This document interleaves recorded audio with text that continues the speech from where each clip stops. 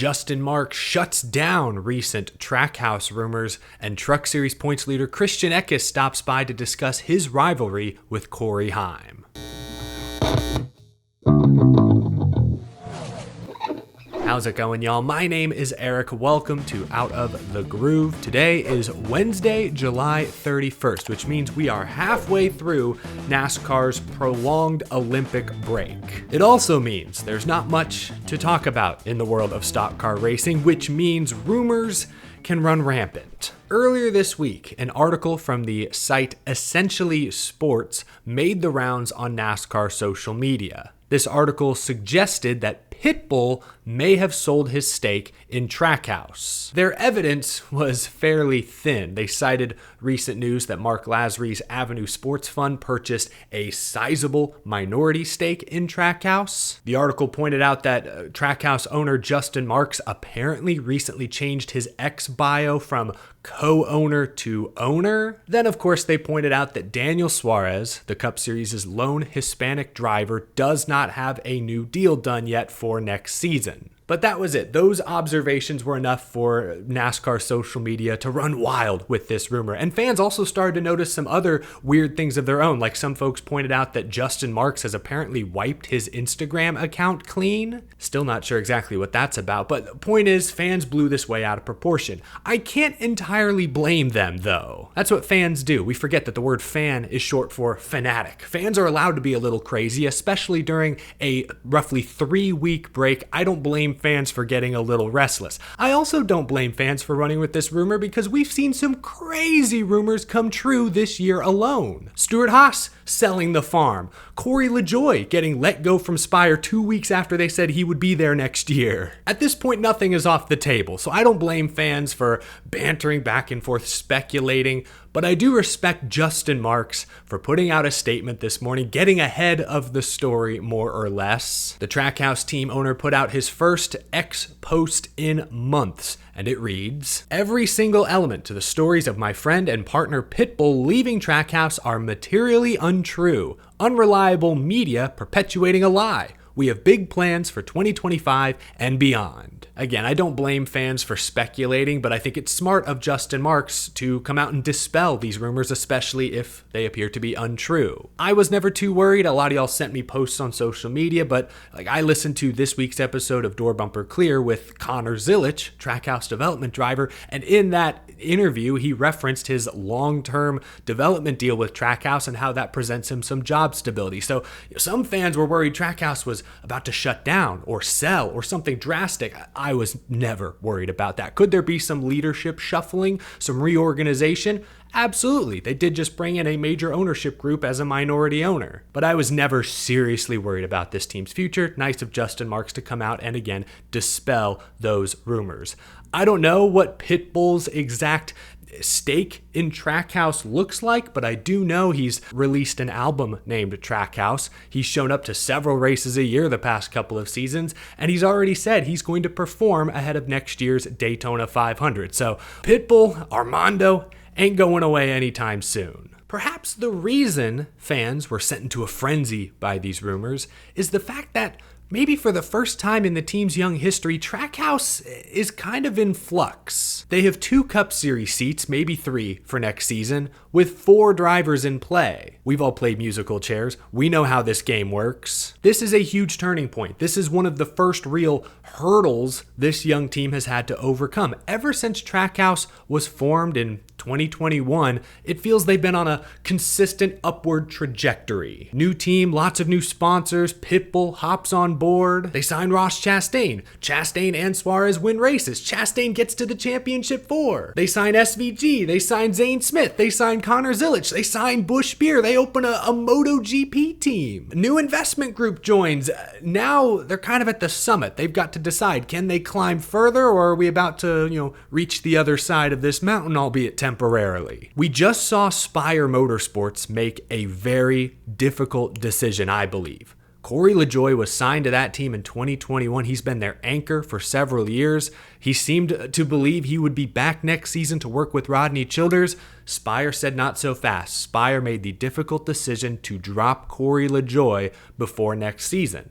I feel Trackhouse is now in a similar position. I'm not saying they should let Daniel Suarez walk, but the fact that he doesn't have a new contract yet and it's the end of July is a bit concerning. What's taking so long? This is an awkward game of musical chairs that Trackhouse now has to play. Daniel Suarez is playoff bound, but if you look at the numbers this year, he struggled overall. 0 stage wins, 17th in points. He's got 4 top 10s. That's tied for 21st best in the Cup Series. He's led the 20th most laps of anyone in the series. Those numbers aren't lighting the world on fire, but when you compare him to his teammate Ross Chastain, Ross is winless and right now sits 16th on the playoff grid in a very perilous position, could easily miss the playoffs himself. Then you got the other two guys. Zane Smith, a Cup Series rookie this year, has struggled but seems to be finding his footing. And then Shane Van Gisbergen, who is tearing up the road courses in Xfinity but may still have some work to do on the ovals. Again, I'm not saying they should drop Daniel Suarez. I don't think there's a clear-cut, more qualified candidate available. You got to factor in Daniel Suarez has been with Trackhouse since the beginning. They seem to really like him. Of course, there's the Pitbull connection potentially. Sponsors are involved. There are a number of factors beyond just what are the on-track results. Keep that in mind. I don't think there's a clear-cut, better candidate than Daniel Suarez that's readily available to Trackhouse. But it is concerning that there's still no deal done. I go back to early June. I think this was talking to Bob Pockris, Fox Sports. This was nearly 2 months ago. Daniel Suarez expressed confidence that a deal with Trackhouse was going to get done. This was his quote at the time. He said, "I definitely think Trackhouse is the place to be. Honestly, today I wouldn't trade Trackhouse for any other team. It doesn't matter if it's Gibbs, Hendrick, whatever. I wouldn't trade it. And the reason for that is how the entire organization believes in each other and how they've given me the opportunity to grow the 99 team. Those are things I didn't have in the past. That, to me, can be the difference between being a good team and a great team. I'm not saying that we're a great team just yet, but we have the potential to do it." I do expect Daniel Suarez to be back next year, but why is there no deal done? Why have they not officially signed off on a third charter for either Zane or SVG? Who will they choose between those two? If they go with SVG, I think he can contend at any road course any given day. But the ovals are another story. He's improved this year in Xfinity. He does have some good finishes. 3rd at Atlanta, 4th recently in Indianapolis. He has a 6th early in the year at Phoenix, but there is some attrition there. But typically SVG runs somewhere 10th to 15th on the ovals. That's not Cup Series ready to me. Of course, there's Zane Smith, who's 34th in Cup points this year, 2nd worst among full-time drivers, but he's a former Truck Series champion. And I'm sure Trackhouse, still believe in his long-term potential, so that's a tough choice. All this is to say, I understand why fans during a slow off week ran with a rumor. Trackhouse is having a down year. Again, this is the first huge hurdle they're going to need to clear. They need to make the right decisions. A new ownership group is joining the fold. Change is happening behind the scenes. Who's going to come out the other end better for it? Who's going to come out the other end with the short end of the stick? Justin Marks in that statement this morning promises big things, big plans for Trackhouse next year and beyond. Who is going to benefit the most from those plans? I don't blame fans for asking questions. I appreciate Justin Marks for trying to get ahead of the story here during the Olympic break. But let me know down in the comments below, what do you expect Trackhouse's driver lineup to look like next year? My guess right here, right now, I think Ross Chastain stays in the 1. That's a no-brainer. I do think Suarez stays in the 99. And I think SVG will get that 3rd car. I think they will find a place, hopefully, for Zane Smith, either with Colleague, likely not with Spire, since they've already hired their own guy to replace him. Lots of question marks there, but I think Chastain, Suarez, SVG will be the full-time lineup. And I don't blame him. SVG can win a road course and make the playoffs. I mean, that's good. That's big for business. Now, before we wrap things up, next week there will be a new episode of Power Hour, the podcast I do with NASCAR driver Brennan Poole, and this episode will feature an interview with Truck Series points leader Christian Eckes. The Truck Series playoffs are right around the corner. I want to share a brief teaser here today of our full conversation, talking about the playoffs upcoming, the rivalry recently with Corey Heim, and a lot more. Enjoy this clip from our interview with Christian Eckes. You could watch a Truck Series race this season. Chances are the 19 and the 11 are at or very near the top of the pylon. We saw you and Corey, I guess, have a conversation after the race at Indianapolis a couple weeks ago. How would you describe the rivalry between your group and the Tricon group this season? Yeah, I think it's a healthy Rivalry for sure. If you notice, they usually win. We get motivated, then we go win, and then it kind of just stays in a constant circle. They're getting better, just like we're getting better every time that we have to. So, a lot of respect for Corey. We've been friends for years. Yeah, he wasn't too happy with me the last couple of weeks, but he texted me probably about 10 minutes after that whole altercation went down, and we talked it out, and we kind of, I assume, are both under the impression that it was just hard racing. So I don't think there's any bad blood there anymore. But at the same time, the rivalry has been great as far as pushing me to be better, pushing my team to be better. And I'm sure they feel the same way as well.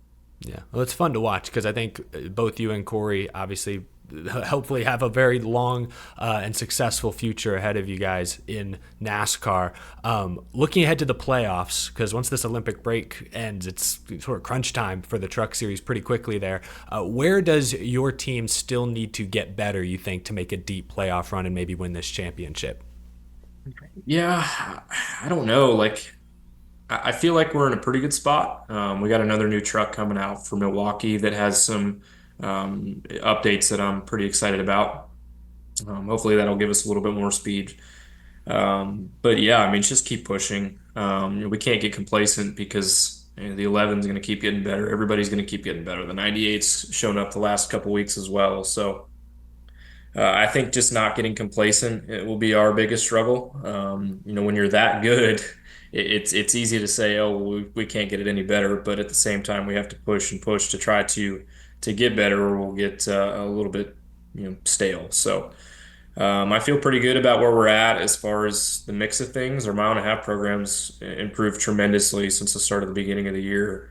Our short track program is obviously really good. Our super speedway program was not very good at Daytona, but it raced okay, led us a couple laps and got in contention but qualified 25th. So that could definitely be better. But overall, I feel pretty comfortable with the way we're heading. We have some plans for everything to get a little better. So just got to stick to those plans and see how it plays out. You guys have crushed it, and I know you're happy where you're at, but and I'm sure you have goals of moving up and moving forward. Like, are in the with what you have been doing, you guys together as a group have been doing. Like, I'm sure people talking about you, approaching you. I mean, we all talk about this day and age. It's like about how much sponsor support you have and things like that that determine ultimately kind of where you end up nowadays. But like, can you even talk about any of that stuff and what your goals are for the future moving forward? Yeah, I mean, they've definitely changed over the last several years. In 2020, it was like, okay, well, if I can race a street stock the rest of my life and make a living, that's what I want to do. But obviously, expectations have changed over the last couple of years, and how I've ran. I feel like I have a decent amount of job security, and who knows? I don't really know what's going to happen. I have some options that I'm looking forward to, but at the same time, I'm having a lot of fun where I'm at. So. We'll see what happens, and yeah, that's all I got. Again, keep a lookout because next week, a new episode of Power Hour with me, Brendan Poole. More from Christian Eckes will be out. I'll let you know when it's available on all major podcast platforms. Thanks for watching this episode, y'all. Leave a like if you enjoyed. Subscribe for more. Thank you to my Patreon supporters. Have a wonderful rest of your day, folks. I will catch you again in the next episode. Take care, y'all.